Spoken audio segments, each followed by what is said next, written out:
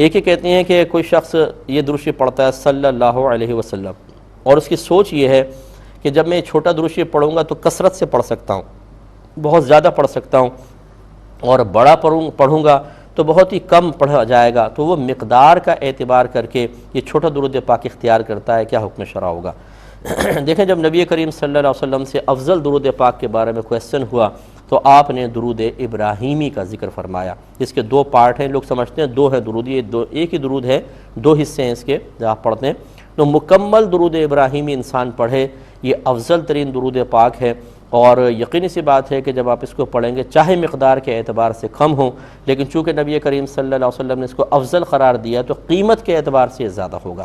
میں بلا تمثیل درودوں کا حساب نہیں کر رہا، ویسے بلا تمثیل آپ کو عرض کروں، ایک طرف 1 کلو سونا ہو اور ایک طرف 50 من پیازیں ہوں، اور کوئی آپ سے کہے کہ جی یہ لے لیں یا یہ لے لیں، تو پھر یقینی سی بات ہے آپ کہیں گے چلو 1 کلو سونا لے لیتا ہوں، کیونکہ بظاہر یہ قیمتی چیز ہے، چاہے وزن کے اعتبار سے کم ہے لیکن مالیت کے اعتبار سے زیادہ ہے، اس لیے بڑا چھوٹا ہونا نہ دیکھا جائے اور کثرت نہ دیکھی جائے، بلکہ اخلاص اور خلوص کے ساتھ پڑھیں، چاہے مقدار میں کم کیوں نہ ہو، اور افضل چیز کو اختیار کریں، اس میں آپ کے لیے زیادہ برکات ہیں۔ بہن فرماتی ہیں اگر کوئی قرآن پاک پڑھ رہا ہو اور قلب پہ رقت طاری ہو جائے، آنسو نکل آئیں اور وہ آنسو قرآن پاک پہ گر جائیں تو کیا حکم شرع ہوگا؟ دیکھیں، آنسو پاک ہوتے ہیں، اگرچہ نمکین ہوتے ہیں، اس کو کوئی کھانے پینے کا حکم تو نہیں ہے، پاک ہوتے ہیں آنسو، اگر یہ قرآن پاک پہ گر بھی جائیں تو قرآن پاک ناپاک تو نہیں ہوگا، لیکن جان بوجھ کر قرآن پہ گرائے بھی نہ جائے، کیونکہ وہ قرآن کے کاغذ ایسے لگاتے ہیں کہ وہ اس پہ اگر آنسو وغیرہ گر جائیں تو بعض اوقات وہ بالکل نرم ہو کے پھٹ بھی جاتا ہے، یہ بھی ہوتا ہے بعض اوقات، یہ پتلا ہو جاتا ہے بالکل اس طریقے سے، تو حتی الامکان اس کو بچائیں، لیکن اگر بے اختیاری غیر اختیاری طور پر آنسو قرآن پر گر جائے تو آپ گناہ گار بالکل نہیں ہوں گے، کیونکہ آنسو پاک ہوتے ہیں۔ ایک انہوں نے کہا کہ بعض لوگ یہ کہتے ہیں کہ جائے نماز پہ جب کھڑے ہوں تو دونوں پاؤں بالکل جما کر کھڑے ہوں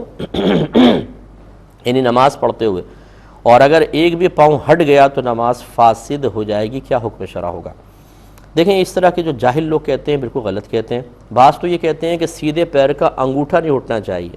اور حضرت علی رضی اللہ تعالیٰ عنہ کی طرف ایک قول بھی منقول کر دیتے ہیں کہ اس طرح اپنا سیدھے پاؤں کا انگوٹھا رکھو جیسے اس میں کیل گاڑ دی گئی ہو، یعنی ہلنا نہیں چاہیے، اور وہ کہتے ہیں اگر یہ سیدھے پاؤں کا انگوٹھا اٹھ جائے یا سرک بھی جائے دائیں بائیں تو نماز ٹوٹ جائے گی۔ یہ سب غلط خیالات ہیں، کوئی اس میں حرج نہیں ہے۔ اس میں بھی ہم نے حال ہی میں حدیث ذکر کی تھی کہ میرے آقا صلی اللہ علیہ وسلم ایک قبیلے کی صلح کے لیے تشریف لے گئے تھے، دیر سے تشریف لائے، یہاں پر صدیق اکبر رضی اللہ تعالیٰ عنہ نے صحابہ کرام کی ریکویسٹ پر نماز با جماعت ادا کرنا شروع کر دی تھی۔ میرے آقا صلی اللہ علیہ وسلم آئے تو حضرت ابوبکر صدیق رضی اللہ تعالیٰ عنہ حالت نماز میں ہی مصلی چھوڑ کر پیچھے ہٹ گئے، اور سرکار نے جا کر نماز ادا فرمائی۔ اب بتائیں، یہ پاؤں جو اٹھ گیا اس سے نماز فاسد ہوئی تھی کہ نہیں ہوئی تھی؟ اور نبی کریم صلی اللہ علیہ وسلم اگر نماز فاسد ہو گئی تھی تو سرکار صلی اللہ علیہ وسلم نے بعد میں سیدنا صدیق اکبر سے کیوں نہیں فرمایا کہ آپ کی نماز تو پیچھے ہٹنے سے ٹوٹ گئی ہے، لہٰذا دوبارہ نماز پڑھیں؟ تو یہ جاہلانہ قسم کے خیالات کو اپنا لینا، بے سروپا سنی سنائی باتوں کو اپنے ذہن میں محفوظ کر کے اس کے تقاضے کے مطابق عمل کرنا، یہ انسان کو تباہ کرتا ہے۔ ضرور آپ جس طرح آپ نے پوچھا اسی طرح پوچھ لیا کیجئے، اور ان بے سروپا باتوں پہ نہ چلیں، بلکہ قرآن و حدیث کی مستند باتوں کو قبول کرنے کی کوشش فرمانی چاہیے۔